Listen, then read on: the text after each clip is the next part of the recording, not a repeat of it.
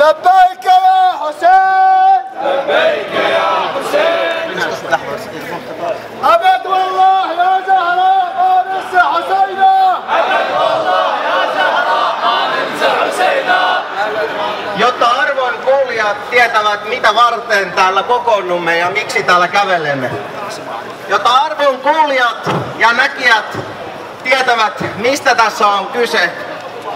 Vaikka huudamme aggressiivisesti, se on vain surun osoitusta ja vain strategian muistosta.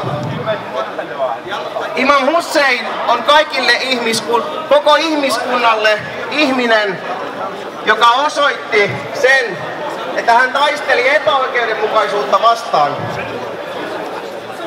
Hän taisteli diktaattoria vastaan. Hän taisteli pahuutta vastaan. Hän taisteli hyvyyden puolesta ja sitä varten täällä kävelemme. Sitä varten yritämme osoittaa mieltä, että miksi olemme täällä.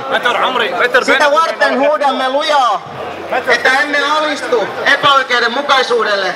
Sitä varten huudamme lujaa, oi Hussein. Sitä varten huudamme lujaa, kyllä, kyllä Husseinille ja hänen perinnölleen.